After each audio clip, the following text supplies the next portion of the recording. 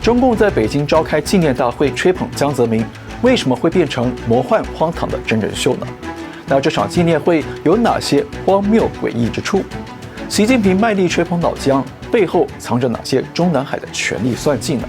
还有，为什么习近平的反贪腐斗争一直打不到江泽民家族跟曾庆红家族呢？他跟江派妥协的背后藏着哪些内幕呢？大家好，我是唐浩。中共当局刚刚在北京搞了一场高规格的纪念大会，来宣传前中共党魁江泽民的100年名单。那这场大会除了胡锦涛和李瑞环少数几个大佬没现身之外呢，其他的现任高官和退休大佬通通都出席了。但最重要的是，这场纪念活动不但曝光了共产党许多的荒谬怪诞，还曝光了习近平目前在党内的权力真相。我们一会儿就拆解给您看。不过呢，我们先给大家一个重要概念了。这次习近平给老江办的这场100岁纪念会呢，它的规格跟权力内涵是什么呢？过去中共领导人的100年名单呢，通常只是召开座谈会，那只有6个人被办过纪念大会包括了毛泽东、周恩来、刘少奇、朱德、邓小平和陈云。那这6个人就是中共的开国6元老。而且呢，根据中共在1996年出台的通知规定说对于这6元老的纪念呢，只要每逢100年，就要由中共中央来召开纪念大会，而且呢，所有的党和国家领导人干部都要出席。因此，这次老江的纪念会是跟6元老一样的级别那他是第7人。但是中共又规定说毛泽东的规格又要更高一级，只要逢10、逢50、逢100周年。老毛的纪念活动就要由中共中央来主办。换句话说，习近平给老江办的这场纪念会等于是把老江的历史地位拉到了史上第2级别，仅次于老毛。但是呢，跟其他5个元老是平起平坐的。那很多人一定觉得不同意了，老江凭什么会跟这些元老平起平坐呢？元老们至少都对中共的开国建政有过具体的贡献那老江没打过仗，没有丰功伟业，凭啥呢？凭他在海外唱歌跳舞吗？其实呢，习近平是有权力算计的。大家知道过去中共高层有隔代指定的潜规则，邓小平隔代指定了胡锦涛，而习近平正是老江隔代指定的接班人。那现在习近平要实现他的皇帝梦，不但恢复了领导终身制，而且呢，还在20大的时候愣是把胡锦涛架了出场，在国际媒体面前羞辱胡锦涛，用来凸显他的权力之大之高。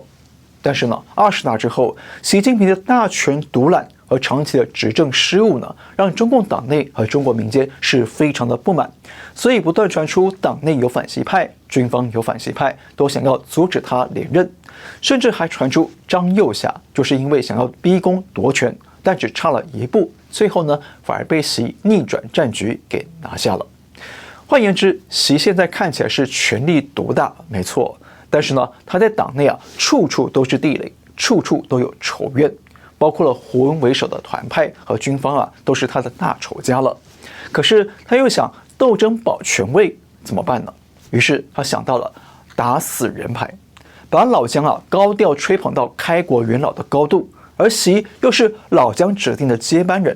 这样呢，习就可以说我的权力正当性和江湖地位也是很高的，对不对？所以呢，我有资格继续来连任。所以我们可以看到，习近平在纪念会上的讲话呢，几乎都是先捧老江做什么，接着立刻也捧自己也做了什么，继承了哪些遗产，从而呢敲打党内都得要支持习。比方说，习先捧老江是对党和人民无限忠诚。接着下一段就接到说要党内做到2个维护，要坚持党的全面领导和党中央集体统一领导，也就是要支持他的大权独裁。那说白了，习这次用顶级的规格来吹捧老江呢，其实就是变相的、间接的拉抬自己。那用比较社会学的术语来说呢，这叫蹭光环效应。就是呢，习要搬出老江来当他的政权守护灵，想要摆平党内对他的不满。但是呢，这套做法可以说是荒诞至极，不但可能会适得其反，还可能会加速中共的亡党亡国。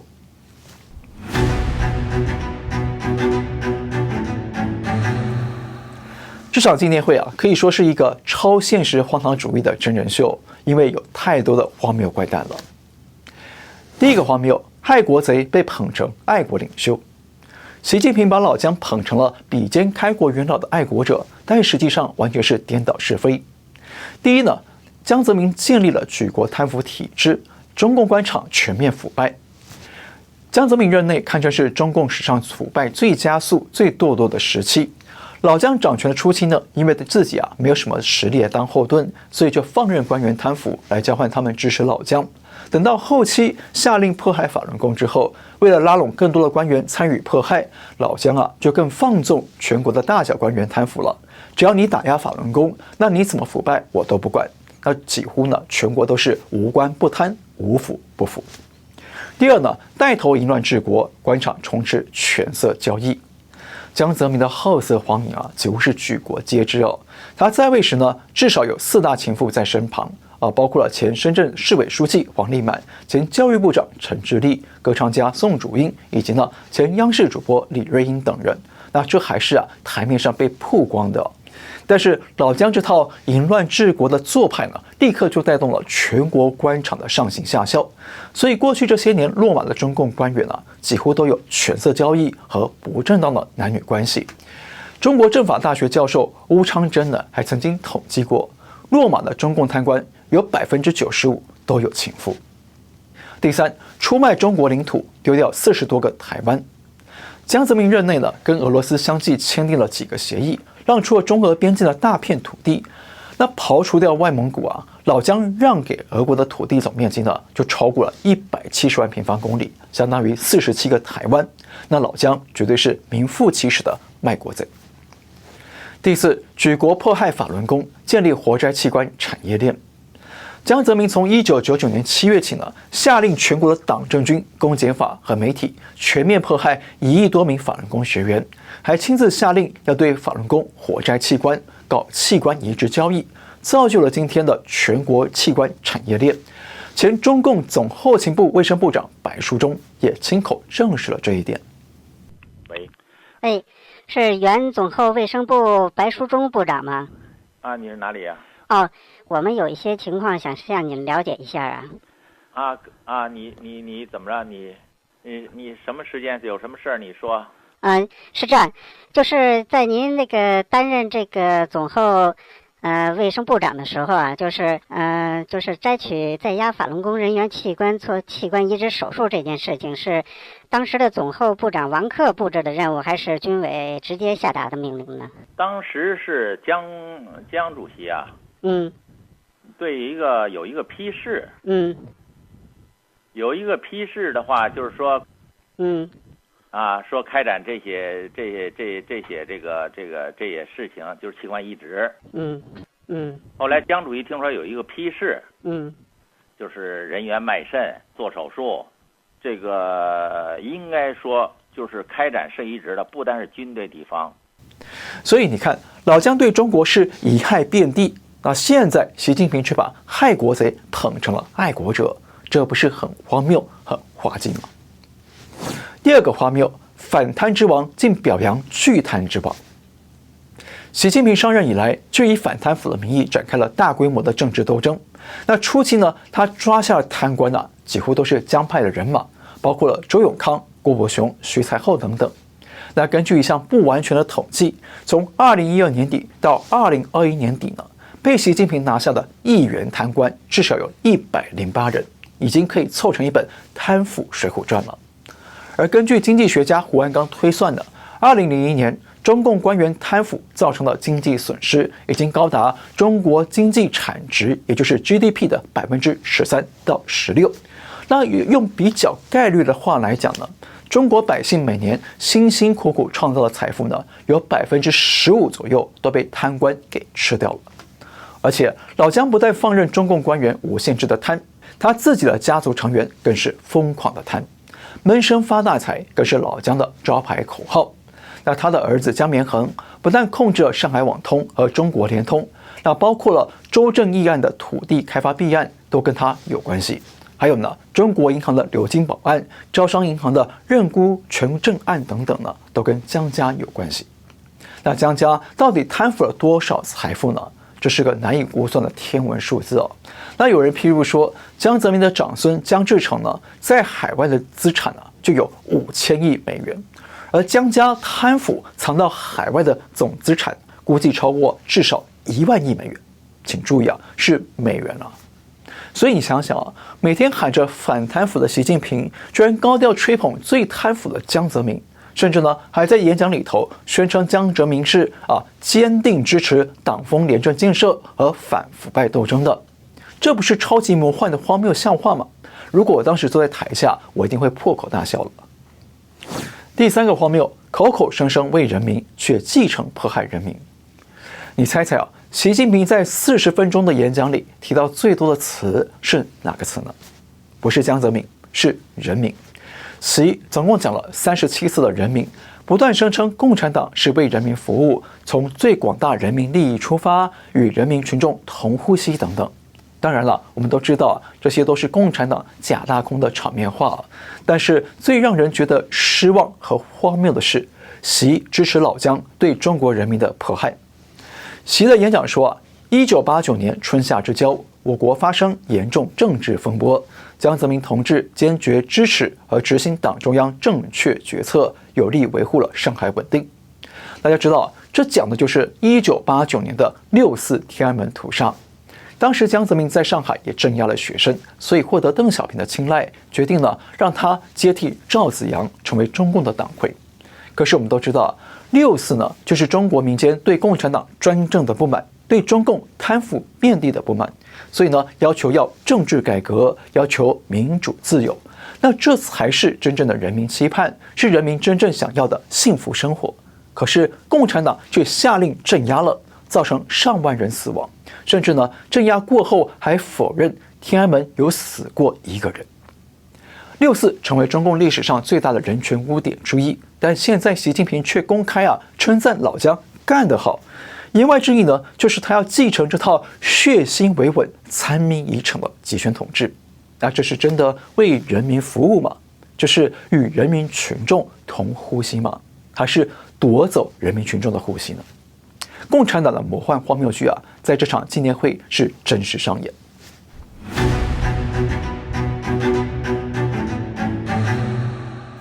好，其实这场吹捧老江的魔幻荒谬剧背后呢，充斥的是习近平的权力算计。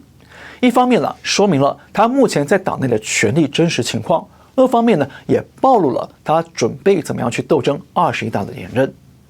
第一，党内对习不满不忠，21大连任阻力大。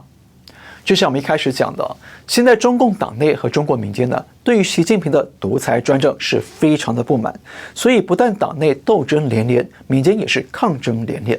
从习的角度来讲，就是所有人都对他不忠诚，那这是他21大连任的最大阻力。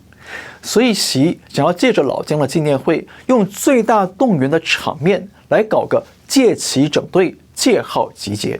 也就是呢，利用老江的名义来营造党内的统一，要所有官员和退休大佬们都要支持习近平的集中领导，维护习的核心地位。那如果有人不听话呢？习也说了，他要搞从严治党，用白话讲就是呢，要掏出反贪腐这把剑来整你，来斗你，逼得你俯首称臣。所以你看，中共在10月就要召开5中全会了，而5中全会的主题就是全面从严治党。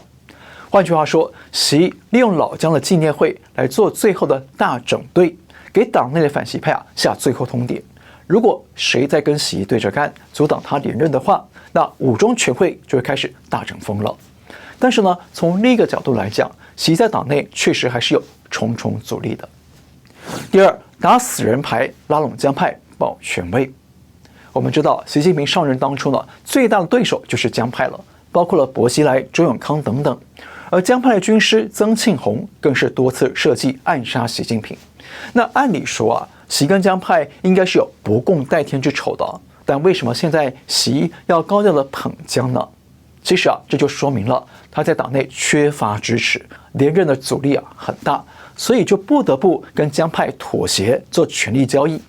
那交易的内容很可能是习答应了不追究曾庆红的暗杀行动，也不追究江家跟曾家的那些天文数字的贪腐，但是江派要支持习近平继续连任，因为呢，习能够连任下去的话，就会一直保护他们的贪腐跟利益。所以我们可以看到啊，虽然习一直是高唱反腐永远在路上，但是江泽民家族跟曾庆红家族也一直安然无恙。那这次纪念会，江家的成员跟曾庆红也都有到场，那这就大概率的说明了，习确实跟江派化敌为友了，为了权力斗争而抱团了。同时也说明了，习近平所谓的反贪腐和刮骨疗毒呢，都只是空话，本质上只是一场利用反贪当名义的私人权力斗争。第三，继承迫害法轮功与江派同流合污。我认为这一点是非常值得注意的因为过去江派之所以跟习斗得你死我活呢，一个主因就是因为江派迫害法轮功涉入了火灾器官，所以又被称为血债帮。那当时习近平不参与迫害，手里没有血债，所以呢，江派就非常顾虑了，习会不会哪天就拿迫害法轮功和火灾器官来彻底的扫荡江派呢？这就是为什么早期习江斗会那么惊天动地的主因。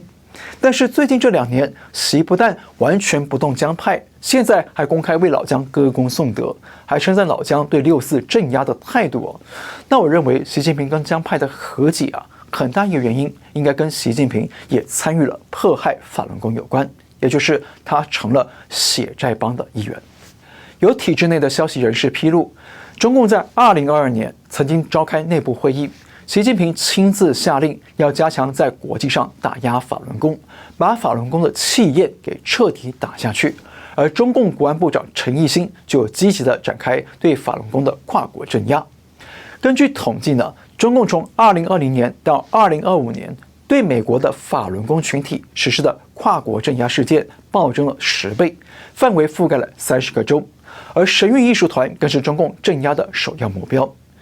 而且，习近平不但涉入迫害法轮功，很可能还涉及了火灾器官的产业链。所以我们看到在去年9月天安门阅兵的时候呢，习近平跟普京很高兴的大聊器官移植和要活到150岁，甚至呢还有传闻说他接受了器官移植等等。当然，我们目前呢还没有实质的证据，但是这种可能性是不能排除的。因此呢，整个看下来我认为习近平虽然想利用这场纪念会来借其整队，来为他的21大连任和党内斗争创造更多的资本，但是结果很可能会适得其反。因为呢，他不但颠倒是非，把误国的江泽民捧成了爱国的元老，为了权力的连任而放弃了追打超级贪腐的大老虎，甚至呢，他还选择了跟邪恶的血债帮来同流合污，一起迫害佛法修炼者，一起涉入火灾器官产业链。那这些行径不但不会让中国更强大，反而只会扩大中国人民的愤怒与不满，来加速中共的亡党。好，那今天就先聊到这里，别忘了订阅我们频道、留言、按赞，我们下次再会。